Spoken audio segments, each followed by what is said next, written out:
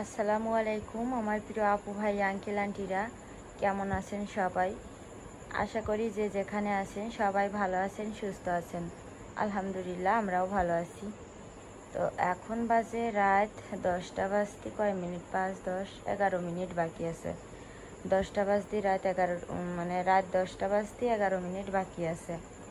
তো এখন ক্যামেরাটা অন করে আপনাদের সাথে কিছু কথা বলতে আসলাম। সেটা হচ্ছে আজকে কিন্তু শুক্রবার, মানে শুক্রবার দিন চলে গেল, রাত হয়ে গেছে, আগামীকাল সকালে শনিবার। তো মনটা খুবই খারাপ যে কোনো কারণে, সেটার নাইবা বলি। তো বড় কোনো ভিডিও দিতে পারলাম না, সেটার জন্য আপনাদের এই ছোট্ট ভিডিওটা ভাবলাম অনেক আপুরা আন্টিরা আছেন যারা আমার ভিডিওর জন্য অপেক্ষা করে থাকেন আর আমার জন্য চিন্তা করেন। তো সেই কথা ভেবে ভাবলাম যে ছোট্ট একটা ভিডিও বানিয়ে আমার আপু ভাই আঙ্কেল আন্টিদের সাথে আমি শেয়ার করি।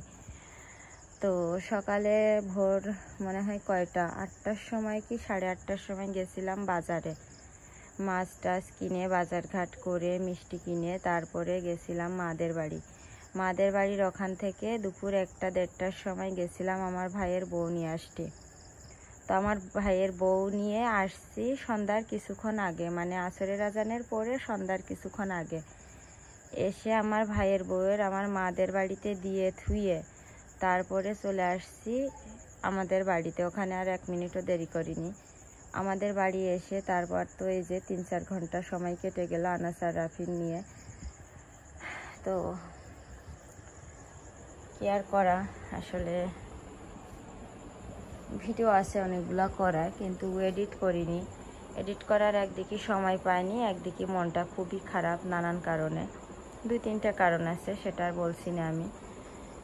তো এই যে দেখেন, নিচে আমি আনাসের ঘুম পাড়ায় দিয়েছি, উপরে রাফি ঘুমাচ্ছে, 2 ভাইয়েরই মশারি টাঙাই দিয়েছি।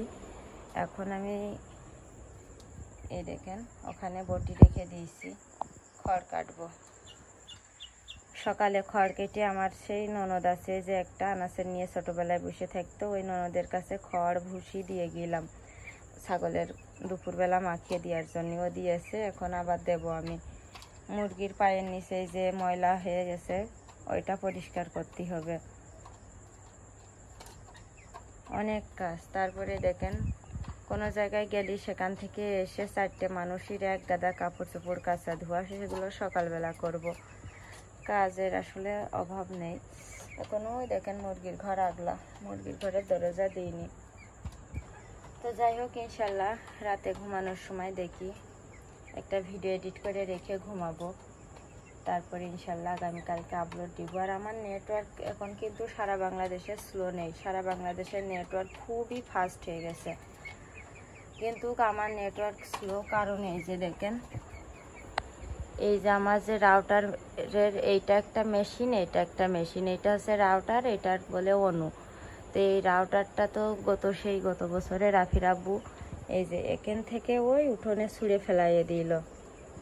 তারপর থেকে রাউটারের একটা তার কাটা, সেই তারটা নেই বলে নেটওয়ার্ক খুব স্লো। এখন ওই জিনিসটা কিনতে গেলেও প্রায় 3-4 হাজার টাকা দাম, আগে ছিল 2000 না 2200 টাকা, এখন দাম বেড়ে গেছে। মানে কত রকমের ঝামেলার, কত রকমের টেনশন আর চিন্তা যে মাথায়, আসলে কি বলবো। এরকম হলেই মন চাই ভিডিও বানাই বা ভিডিও করি বা ভিডিও এডিট করি।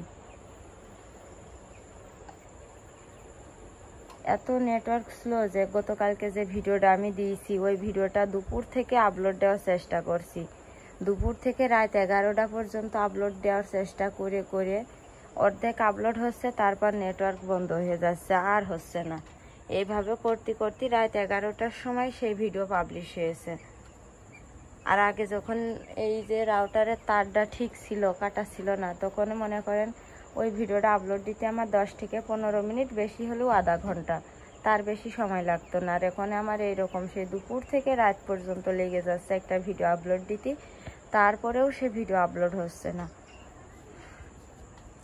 জানি না, এই জীবনে কোনোদিনও সুখ শান্তি নেই কপালে। সুখ শান্তি আসে ক্ষণিকের জন্য, 2 দিন পর আবার বিভিন্ন চিন্তা ভাবনা, বিভিন্ন অশান্তি, সেগুলো সব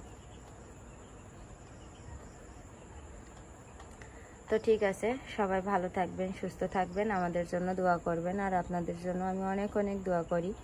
ইনশাল্লাহ বড় ভিডিওতে আগামীকালকে দেখা হবে, কথা হবে। আল্লাহ হাফেজ, আসসালামু আলাইকুম।